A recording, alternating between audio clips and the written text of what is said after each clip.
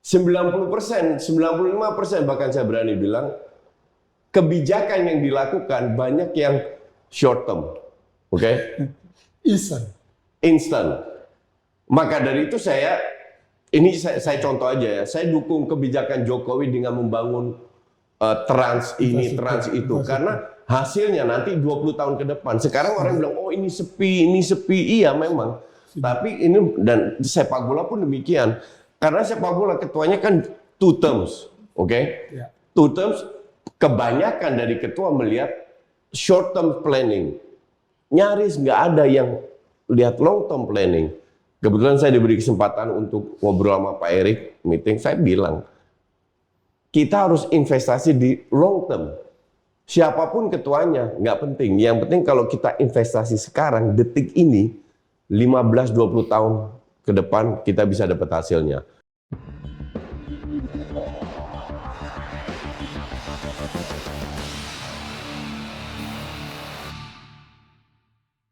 Kembali bertemu di Hassani Corner bersama saya, Hassani Abdul Ghani. Kali ini kita akan membahas tentang sepak bola yang lebih mendalam, baik dalam negeri maupun luar negeri, bersama tamu saya yang sangat spesial. Tapi sebelum saya sapa tamu saya selalu menyapa dulu partner saya, Zizi. Apa kabar Zizi? Kabar baik, Hassani. Gimana kabar hari ini? Baik sekali, Hassani. Sudahkah punya perasaan hari ini? Tentu, Hassani. Sudah mulai ada punya perasaan? Saya cinta Indonesia, Hassani. Oke. Semua kita cinta Indonesia. Hari ini kita kedatangan tamu yang menurut saya sangat mengagumi tokoh ini. Karena selalu berbicara tentang sepak bola apa adanya. Ini membuat saya penasaran, akhirnya harus mengundang, berbincang, apakah cukup 1 jam atau 2 jam. Tapi beliau mengatakan, saya tidak boleh lama-lama. Karena begitu sibuknya tokoh ini. Selamat datang, Coach Justin. Terima kasih atas undangannya, Bung Ini Hassani. saya sangat terhormat. Enggak lah, saya juga terima kasih bisa diundang di sini ya. Apalagi ketemu mantan CEO Mahaka, yang mantan exco PSSI, justru bilang, di sini saya punya peluang untuk mengulik-ngulik dalamnya PSSI. Mantan semua. Mantan semua, justru mantan itu tahu kan, sekarang bebas ngomong kan. Kalau ini kan cuma mantan pelatih futsal. Mantan. Ya, betul. Coach, Ya. saya nanti juga pasangan saya, Zizi ini, Iya. dia karena bukan manusia, jadi kalau bertanya suka seenak dia. Iya. Tapi saya tahu tokoh ini juga kalau menjawab seenaknya. Saya itu dididik sama mama saya untuk jadi jujur. Jadi maka dari itu saya heran. Saya kan besar di Belanda. Siap. Dari umur 12 sampai 32 tahun jadi 20 tahun. Jadi dari SD, SMP, SMA, kuliah, kerja itu di Belanda semua. Dari dulu saya selalu seperti ini, saya nggak berubah. Bahkan teman saya yang pertama kali saya ke Indonesia tahun 99 yang kerja di Sinarmas, melihat sekarang netizen heboh. Terakhir kita ketemu dia bilang, gue ngeliat lu nggak berubah sama 20 tahun yang lalu. Dan emang begini, this is me. Jelek-jelek, bagus-bagus saya bilang. Kan yang penting saya nggak fitnah. Nggak banyak orang kayak gitu. Jadi nggak apa-apa kalau kita jadi langka. Ya, Tapi langka betul. yang bagus. Betul. Coach, saya tahu Coach ini kalau sudah berbicara sepak bola itu lebih kalah semangat 45. Semangatnya itu luar biasa. With passion ya. With passion. I love that. Coach, saya ingin melihat pandangan Coach. Ya. Setelah kita lihat kemarin timnas kita kalah 5-1 dari Irak. Lalu 1-1 dengan Filipina. Ya. Secara teoretis, Ya. saya melihat ini hal lumrah. Ya. Toh karena kita kan main away, Ya. dapat mencuri poin itu Ya. dapat 1, menurut saya oke. Ya. Nanti kita balas waktu kita jadi tuan rumah. Ya. Menurut pandangan Coach, Enggak. Kalau lawan Irak kalah, saya rasa Vietnam, Filipina akan kalah di tandang Irak. di kandang kita Di kandang Irak. Jadi untuk saya, that's okay, I agree. Tapi untuk Filipina enggak. nggak terima ya. Nggak terima. Untuk saya unacceptable. Karena dari sisi kualitas kita lebih bagus. Tapi ini kan 11 lawan 11. Ya. Kalau 11-nya kompak, baru kita bisa menang. Tapi kalau ada nggak usah semua, ada 4-5 pemain yang nggak perform, kita nggak bisa menang. Nah, disitulah peran pelatih penting. Pelatih itu di Indonesia ya, job yang paling diremehkan. Seolah-olah kalau hebat, ya pemainnya hebat, ini hebat, skill individunya. Tapi kita juga lihat ya zamannya MU lah. I mean, semenjak ditinggal Sir Alex keteteran. Padahal pelatih hebat semua yang masuk, ya kan? Jadi peran pelatih itu diremehkan dan kalau squad kita levelnya bukan dunia, bukan level Barca, Man City, Liverpool, tapi levelnya pas-pasan. Nah, ini butuh sebuah sinergi antara pelatih dan pemain bermain sesuai dengan kapasitasnya. Karena kita nggak punya Messi, nggak punya Ronaldo, bahkan nggak punya Kevin De Bruyne dan lain-lain. Pemain kita kualitasnya pas-pasan, ya kan? Tapi bukan berarti kita tidak bisa meraih sesuatu. Itu bisa kalau seandainya kualitas kita benar-benar dimanfaatkan oleh pelatih. This time STY failed, menurut saya.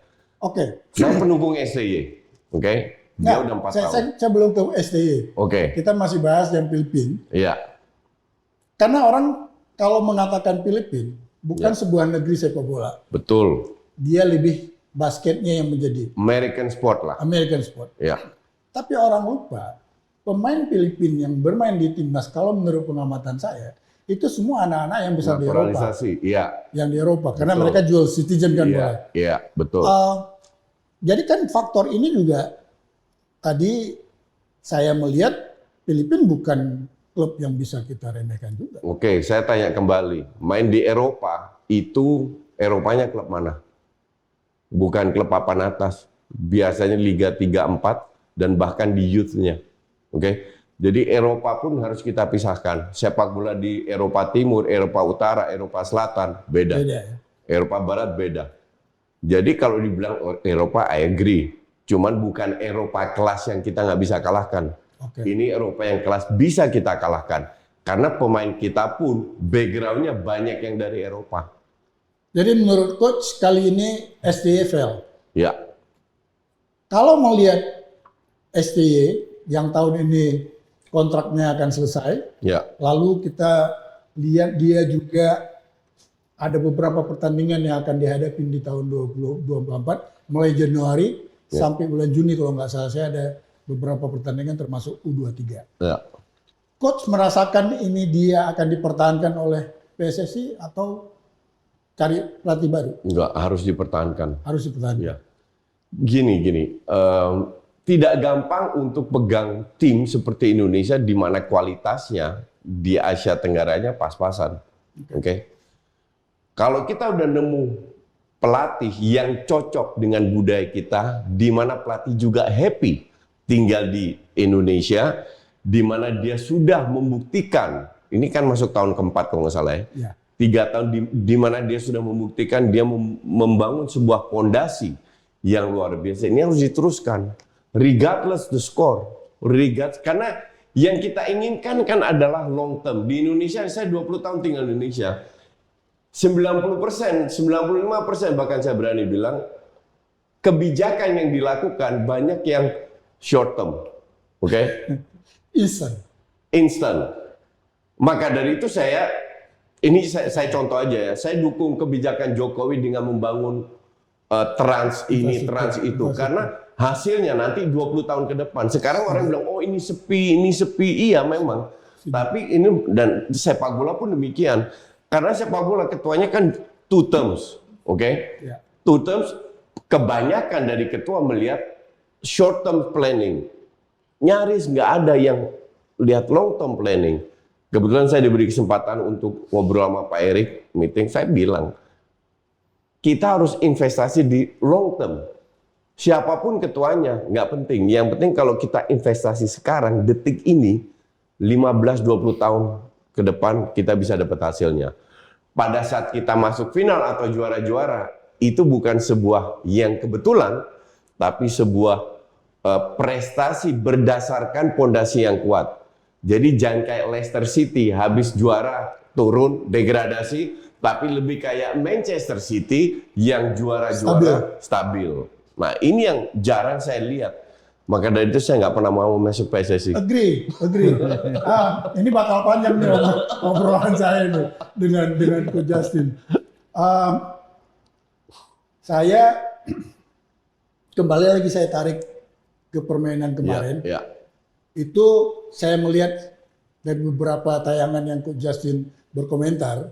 Salah satunya yang Coach komentarin itu masalah pemasangan 3 back. Ya. Menurut Coach ini kurang sesuai Kurang. dengan kondisi pemain kita. Ya. Ini saya jelaskan. 3 back itu kan di atas kertas. Ya. Kalau kita diserang akhirnya tuh 5 back. Di tengah 4 back, di depan 1. Oke? Kalau kita mendapatkan bola transisi, kita butuh there is too many space yang kita harus jangkaukan. Oke? Fisik kita, you tahu sendirilah. Ya. Oke, walaupun di bawah STI sudah meningkat dalam arti biasanya timnas yang kita kenal menit ke-70 drop. Ya. Sekarang mereka bisa mengikutin. Ya. Tapi bukan berarti fisik kita endurance ya, bukan endurance kita nomor 1. Tadi off air kita sempat bahas sebentar physical power. Body. Kita lemah juga, body juga. Pada saat kita hanya bermain bertahan, itu tunggu jebol. Pertanyaan kedua kan adalah, kalau gitu mainnya gimana? Mainnya adalah jangan kasih lawan ruang untuk bermain. Caranya gimana? High press. 6 orang ngepres, 4 orang cover di belakang. Kenapa bisa begitu? Biar mereka dipaksa main long ball. Di mana-mana long ball 50-50. You can win, you can lose. At least tidak diberikan ruang untuk membangun serangan untuk semena-mena kayak Irak. Karena pada saat itu yang terjadi, kita akan kalah dari sisi fisik. Dan transisi counter kita nggak begitu dapat karena kita kalah di speed dan lain-lain. Nah, terus kalau dipertanyakan adalah, ya tapi kalau mereka lombol-lombol kan kita kalah juga. Ini Irak bukan Brasil, Spanyol atau Itali, ya kan? Jadi Irak pun nggak sehebat. Bahkan di Asia pun Irak masih levelnya di bawah Jepang, Korea, Saudi, Iran. Jadi bukan negara yang luar biasa. Artinya waktu kita masuk ke lapangan itu 50-50 kan? 50-50. Saya sebagai mantan pelatih timnas, saya pernah ketemu Argentina juara dan Iran yang nomor 4 di dunia. Saya bilang, every time kita masuk ke mindset kita satu, we have to win. Bahwa hasilnya kita nggak menang, it's okay. Ya. Tapi mindset kita harus masuk, kita harus berikan, kita harus fight sampai mati-matian, but we have to win. Ini sebuah mindset yang harusnya dibangun. Nah, kalau kembali lagi ke soal Irak sama Filipina, lawan Irak, ya gue masih tutup mata lah main 3 back. Tapi lawan Filipina is unacceptable. Seharusnya berbeda. Filipina 10 kali crossing, 20 kali nggak nyampe. Separah itu. Iya kan? Kenapa kita tidak bisa memanfaatkan? Nah inilah gue nggak puas dengan 1 poin. We have to win lawan Filipina. Bahkan lawan Irak pun kalau kita sana berani main ngepres, belum tentu kita kalah. Oke, Coach. Partner saya ini kalau kita lama nggak samperin, ngambek. Ternyata dia nggak punya perasaan, tapi ngambeknya ada. Nah, menurut Zizi, apa saja faktor yang mendukung kemungkinan Sintayong melanjutkan kontraknya dengan PSSI? Ya, Sadi. Beberapa faktor yang mendukung kemungkinan Sintayong melanjutkan kontraknya dengan PSSI. Yang pertama adalah kepuasan Sintayong dengan perkembangan timnas Indonesia. Sintayong telah membawa timnas Indonesia mengalami kemajuan dalam beberapa tahun terakhir. Ia juga memiliki rencana jangka panjang untuk timnas Indonesia. Yang kedua, Sintayong memiliki hubungan yang baik dengan PSSI. Ia merasa didukung oleh PSSI dalam menjalankan tugasnya sebagai pelatih timnas Indonesia. Yang ketiga, PSSI membutuhkan Sintayong untuk melanjutkan pengembangan timnas Indonesia. Sintayong memiliki pengalaman dan kemampuan yang dibutuhkan untuk membawa timnas Indonesia ke level yang lebih tinggi. Namun, ada juga beberapa faktor yang bisa menjadi halangan bagi Sintayong untuk melanjutkan kontraknya dengan PSSI. Yang pertama, tawaran yang lebih baik dari klub lain bisa menjadi pertimbangan bagi Sintayong untuk meninggalkan timnas Indonesia. Yang kedua, PSSI memiliki kondisi finansial yang terbatas. Jika PSSI tidak bisa memenuhi tuntutan gaji Sintayong, maka Sintayong bisa meninggalkan timnas Indonesia. Secara keseluruhan, saya memperkirakan bahwa Sintayong akan melanjutkan kontraknya dengan PSSI. Namun, masih ada beberapa faktor yang bisa menjadi halangan bagi Sintayong untuk melanjutkan kontraknya. Coach, saya ingin bertanya, menurut Coach Justin, perubahan apa saja yang sudah dilakukan Sintayong dalam pembinaan timnas Indonesia? Ya, jadi gini, salah satu hal yang sangat penting dilakukan Sintayong adalah memotong generasi. Jadi pemain yang 19-22 itu menjadi timnas utama. Ya. Oke, it goes ups and down karena ini semua dengan proses. Kalau orang bilang, ya Indra Safri juara AFF atau SEA Games terakhir ya. Ya. Mereka lupa 9 dari pemain Indra Safri ini pernah main di timnas. Ya. Jadi mereka mendapatkan pengalaman. Ini sebuah hal yang tidak pernah dilakukan oleh apa namanya federasi atau pelatih sebelumnya.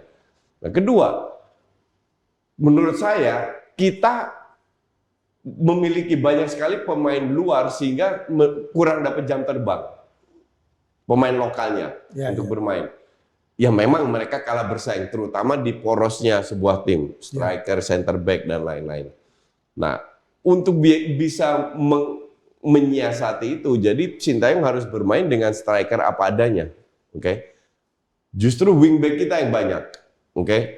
Nah, maka dari itu larilah Sintayong ke naturalisasi, which is oke karena nggak ada aturan negara atau undang-undang yang dilanggar, bahkan didukung. Dengan beberapa faktor, saya juga lihat, oke, sekarang dia sudah melakukan potong generasi dan itu kan semua teori. Ya. Kita lihat performanya seperti apa. Bagus. Tidak selalu dari sisi hasil, tapi dari sisi permainan. Sekali lagi, pelatih yang hebat adalah pelatih yang memanfaatkan kualitas pemain. Fisik kita kecil, oke, kita nggak bisa diadu. Artinya kita harus main bola pendek, jarak tidak terlalu jauh, 7-10 meter. Kita harus fokus ke passing-passing. Kalau pelatih datang bilang, ya pemain lu nggak bisa passing, ya pusing juga sebagai pelatih. Iya kan? Okay. Nah, ini yang pelan-pelan dibangun oleh Sintayong. Nah, setelah 3-4 tahun, dia sudah kenal budaya Indonesia. Dia sudah tahu karakter Indonesia. Dia sudah tahu plus minusnya federasi seperti apa. Nah, kenapa nggak dilanjutkan? Karena kalau kita mendatangkan pelatih, apa iya? Sehebat pelatih apapun, mau levelnya Pep Guardiola, Jurgen Klopp, belum tentu bisa. Nah, kalau kita sudah membangun fondasi yang mungkin belum optimal, at least kasih waktu lagi dia untuk membangun sesuatu. Maka untuk saya kocak aja kalau bilang Sintayong out berdasarkan hasil. Karena untuk saya hasil dan proses itu dua hal yang berbeda. Coach, menarik.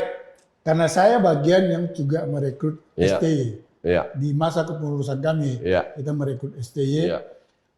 Dari wawancara yang kita lakukan pada saat itu, saya tertarik.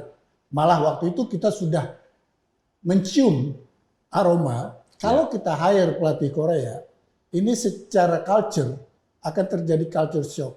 Ya. Karena gaya Korea itu berbeda dengan gaya kita. Ya. Dia disiplinnya, apanya segala macam frontal. Ya. Nah, yang membuat saya surprise, waktu dia tidak memanggil pemain senior yang level pada saat itu. Dia potong generasi. Awalnya saya agak worry, tapi melihat ujungnya, wow. Saya bilang, ini sebenarnya yang dibutuhkan oleh Indonesia saat sekarang. Nah, kenapa? Di saat timnas, khususnya U23 bermain di levelnya, kita harapan untuk menang tuh lebih tinggi. Betul. Tapi kalau di senior, memang lawan kita lebih inilah senior, lebih senior. Ya. Tapi jam terbang yang didapat di situ itu membawa impact sangat positif. Saya jarang berargumen dengan orang, tapi ini kita banyak sepakatnya ini. Ya karena sekali lagi kalau kita ingin membangun sebuah olahraga, whatever olahraganya, itu ada short term, mid term, and long term planning, ya kan? Dan namanya olahraga itu adalah bottom up policy, bukan top down policy. Mungkin kita bisa bilang apa nggak bisa paralel? Oh bisa, tapi jangan lupa juga grassroots-nya dibangun, pembinaan dan lain-lain. Makanya saya berkali-kali diinterview sama TV soal U17. gimana pendapat Coach Bima? Saya bilang, no expectation. Gimana kita sebagai pelatih, Coach Bima 4 bulan pilih-pilih pemain, nggak ada liga, nggak ada apa, nothing, emang dia tukang sulap? Kan nggak, ya kan? Jadi no expectation. Walaupun saya kritis setelah itu karena saya melihat di match pertama, babak pertama lawan Ekuador, dia ternyata bisa membuat, atau pemain kita bisa membuktikan, sayang tidak diteruskan. But that's okay, karena itu baru 4 bulan. Nah, kembali lagi bahwa grassroots harus difokuskan, kan sekarang lebih fokus ke timnas senior, ya kan? Nah, makanya semoga kedepannya grassroots juga difokuskan lah, seperti negara-negara lainnya. Coach, semasa saya kepengurusan, itu dalam sebuah kongres di Jakarta, saya ditunjuk untuk jadi ad hoc, yaitu Impres nomor 3 2019. Nah, setelah saya pelajari isi Impres itu kan ingin mempercepat pembangunan sepak bola nasional. Nah, ada proposal masuk, tapi ceritanya itu tentang pembangunan stadion, infrastruktur, segala macam, bla bla, proyek semua. Saya buang itu semua proposal. Lalu saya buat tim kecil. Saya bilang kita berangkat dari grassroots dulu. Karena itu dasar, basic apapun mau kita bicara. Betul. Nah, jadi setelah kita riset dari tim kecil, kita menemukan 2 hal fundamental di sepak bola Indonesia. Pertama grassroots, kedua industrinya belum jalan. Betul. Nah, setuju. di grassroots hasil survei kami, kita ambil survei, artinya SSB yang bertebar di seluruh Indonesia, ada kurang lebih 3.000 lebih. Betul. Itu tumbuh liar sendiri-sendiri, tanpa ada konsep. Oke, pertanyaan saya kan adalah, sorry saya potong, kenapa SSB tersebut bisa tumbuh liar?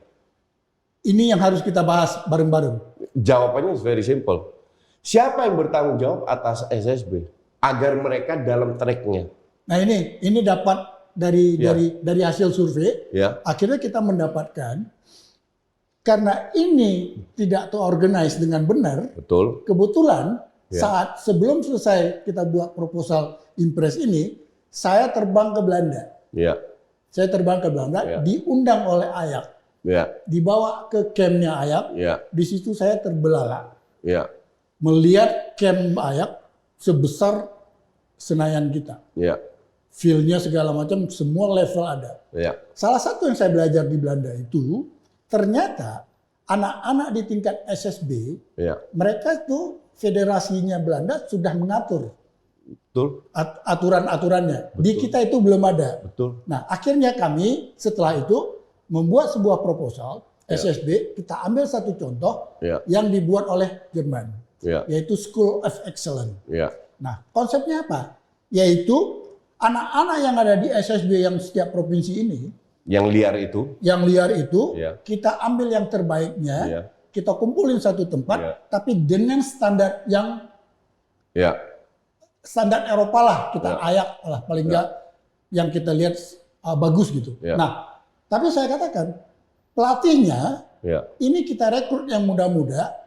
Kita training dulu keluar. Pulang, baru nanti mereka yang menguasai. Jadi, kalau ini menghasilkan dari setiap School of Excellence ini 5 atau 10 pemain, kita akan menghasilkan banyak pemain. Nah, itu pemikiran saya waktu itu.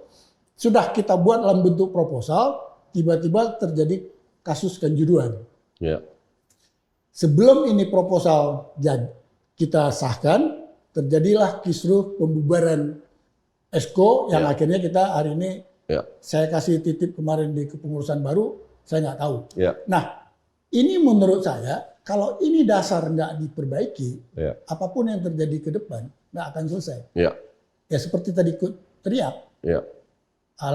Jadi kalau menurut saya ini kayak ibarat pohon, karena dasar tanahnya bagus, ya tumbuhannya tumbuh. Tapi kenapa beda tumbuhan yang ada di Indonesia dengan tumbuhan yang ada di Thailand? Kenapa yang Thailand punya selling yang bagus? Karena di sana teknologi masuk, segala macam masuk. Kok kira-kira pemahaman yang kami itu? Saya kurang setuju. Kurang setuju. Karena kalau bicara school excellence, saya tidak, dan itu tidak terjadi dengan di Belanda. Gini, yang terjadi di Belanda adalah Ajax adalah salah satu klub. Feyenoord, PSV, Utrecht dan lain-lain. Mereka ambil pemain dari SSB. SSB mana? Bukan yang di Amsterdam. SSB di mana-mana. Seluruh dunia. Teman saya banyak yang dari Utrecht. Bahkan saya bisa dari dulu zaman saya masih John van Loon, Marco van Basten, Wesley Sneijder. Itu Utrecht semua. Yang diambil dari Ajax. Mungkin yang dimaksud diambil ke masuk School of Excellence ini. Tapi School of Excellence ini banyak, bukan hanya Ajax. Ada PSV, ada dan lain-lain. Mereka ambilnya dari SSB. Kembali lagi ke SSB yang liar. SSB ini kok bisa liar? Tanggung jawab siapa yang bisa membuat SSB ini tidak liar? Satu jawabannya, Asprof. Oke? Karena kita punya 33 Asprof, 34, I don't know berapa, sekitar 34. itu. Nah, ini tanggung jawab mereka agar SSB ini tidak menjadi liar. Satu. Pertanyaan saya adalah, bagaimana kita bisa memaksa Asprof untuk membuat SSB ini agar tidak liar kalau ketua Asprofnya dipilih? Kalau you sudah ke Belanda, you tahu bahwa KNVB punya 6 regio. Karena provinsi Belanda nggak besar. Ya. Setiap regio yang kalau saya bilang seperti Asprof, itu profesional semua isinya. Nggak ada ketua, tapi benar-benar profesional. Ya. Ini yang harus kita lakukan dengan Asprof. Bahwa orang-orangnya sekarang yang ada, nggak masalah. Tapi nggak boleh adalah sebuah organisasi dalam organisasi. Organisasi adalah PSSI. Asprof adalah tangan kanannya di provinsi yang harus menjalankan program PSSI. Tidak dijalankan karena ketuanya juga bilang, gue nggak dipilih PSSI kok, gue dipilih member gue, kenapa gue harus ngikutin aturan PSSI? Itulah kenapa liar-liar. Nggak usah jauh-jauh, kita ambil DKI lah. Ya. Kenapa di DKI yang serba ada duit, serba ada sponsor, serba ada teknologi, nggak ada liga antar SSB? Asprof ini selama ini kerjanya apa? Ya kan? Kenapa harus Medco yang bikin liga, harus Top Score yang bikin liga, harus Kompas? Kan kocak. Ya. Ya kan? Dan itu tidak pernah dilakukan oleh PSSI karena PSSI selalu fokus ke timnas, menang, juara ini itu, ujungnya nggak juara juga, iya kan? Nah, ini yang saya selalu protes dari dulu sampai sekarang, bahwa kalau seandainya nanti ada School Excellence, oke-oke aja, tapi itu bukan the main problem. Kalau ini sudah oke, semua klub profesional punya youth, mereka ambil dari SSB, PSSI bikin School of Excellence, that's okay, nggak masalah.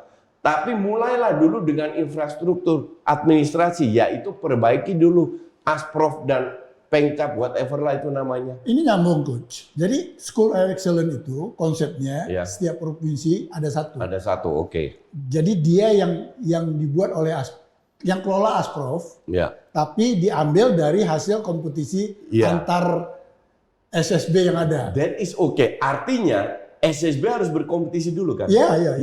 I agree. Ya. Kalau itu gue setuju. Kenapa? Karena menurut kami, dari riset kami, Ya. mereka ini liar. Iya, Jadi betul. dibuat karena paling dari dasar lah, mungkin umur 8 atau 6, Ya. kita Ya. bentuk dia dari situ. Ya. Nah, kita kasih fasilitas yang bagus. Karena kan gini yang kita lihat, kan mempengaruhi kalau sekarang tadi dribbling, passing, itu kan kalau dari dasar udah diberikan yang benar, kan itu bukan lagi hal yang dipersoalkan, Iya. lebih ke strategi kan. Iya. Kalau dia sudah menjadi Iya. timnas kan. Iya. Nah, mudah-mudahan ini jalan, Coach.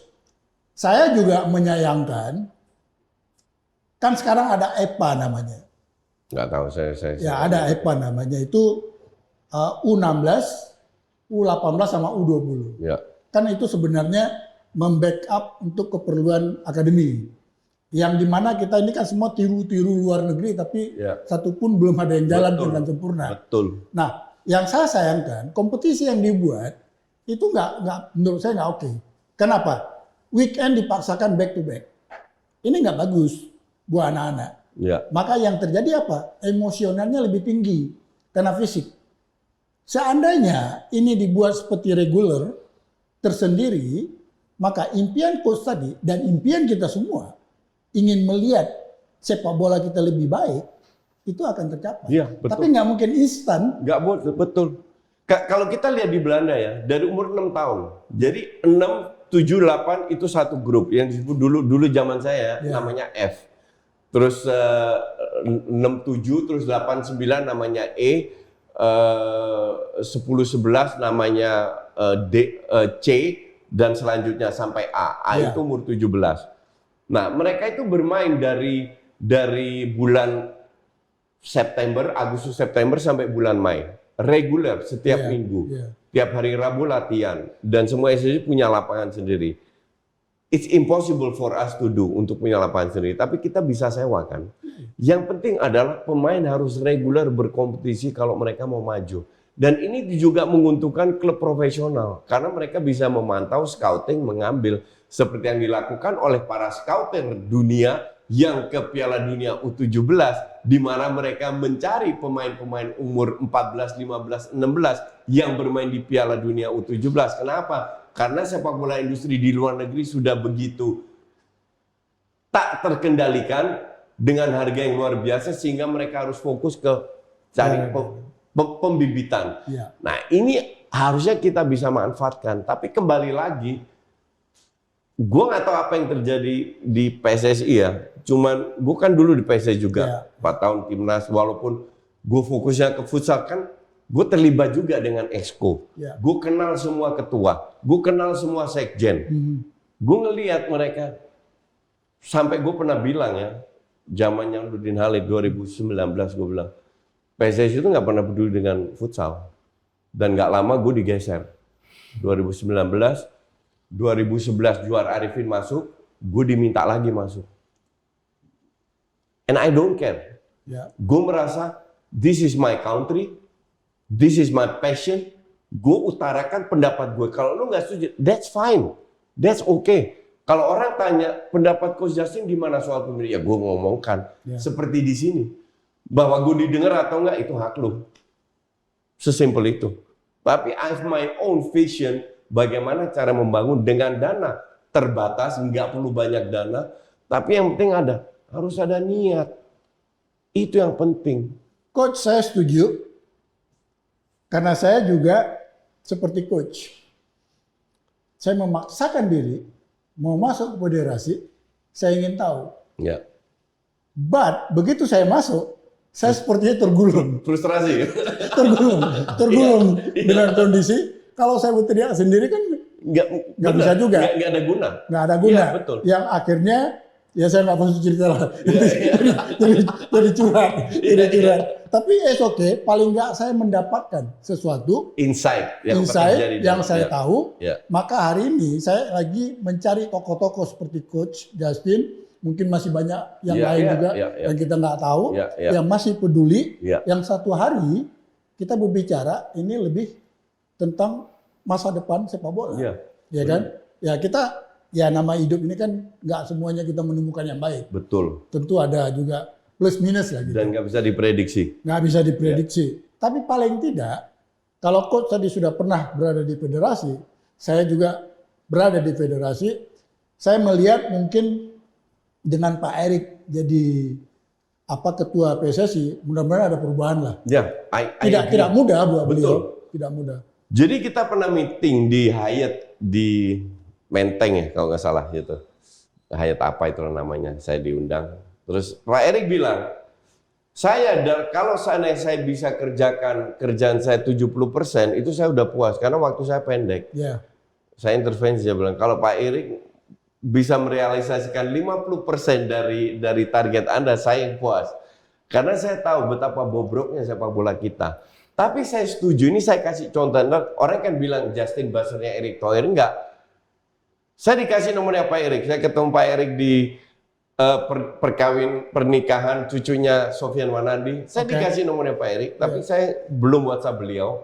Karena saya nggak mau dibilang penjilat atau apa. Saya nggak punya kepentingan sama sekali. Oke, saya bilang ke Pak Erik bahwa contoh kenapa saya setuju dengan adanya Erick Thohir, U20 dibatalin. Ini biasanya dengan alasan yang untuk FIFA nggak make sense, oke, melarang Israel dan lain-lain. Itu biasanya kita dapat sanksi. Apa yang dilakukan Erick Thohir nggak dikasih sanksi, dapat U17. Itu kan koneksi yang luar biasa. Pada saat saya pemilihan, saya ditanya gimana Erick Thohir atau Nyala. Saya bilang Nyala punya kompeten. Saya yakin Nyala bisa jadi ketua. Cuman yang tidak dimiliki oleh Lanyala adalah koneksi di dunia internasional. Itu dimiliki oleh Erick Thohir sebagai mantan pemilik Inter Milan, mantan pemilik DC United atau dan klub-klub lain. Beliau punya koneksi internasional yang tidak ada ketua lain yang punya dan itu bisa dimanfaatkan. Nah, ini salah satu contoh U17. Orang bilang suka nggak suka, that's different case. Itu yang menarik kok gini, kalau saya yang komentar kan tidak objektif. Iya, betul. Karena gue yang ajak pulang ke Indonesia Erick Thohir. Iya, betul. Tapi tadi menarik gini, seharusnya kalau kita berbicara tadi dari grassroots, Ya. momen kita sebagai tuan rumah U17, kan ini bisa kita manfaatkan. Iya, betul. Setuju. Jadi inilah saatnya kita jangan lagi bertikai berbicara tentang hal-hal yang tidak perlu. Betul. Jadi kita bulatkan pemikiran dengan kita jadi tuan rumah U17, paling tidak dunia sekarang lagi ke Indonesia. Betul. Mata scouting dunia juga lagi di Indonesia. Betul. Nah, kalau kita nggak manfaatkan rugi sendiri. Betul. Setuju ya, Coach ya? Setuju banget. Oke. Tadi Zizi ingin ada sesuatu mungkin yang ingin bertanya kepada Coach Justin. Tidak ada, Sani. Saya setuju dengan Coach Justin. Wow, sebuah obrolan yang cukup menarik, hot malah kalau memang kita kulik dan kita ngomongin tentang sepak bola Indonesia bersama Coach Justin. Terima kasih Coach Justin. Semoga kita bisa bertemu di episode berikutnya, obrolin tentang sepak bola lagi. Jika pemirsa juga ingin bertanya, silakan komen dan jangan lupa like and subscribe, mendukung channel YouTube Hassani Corner. Sampai jumpa di next episode Hassani Corner All About Sport.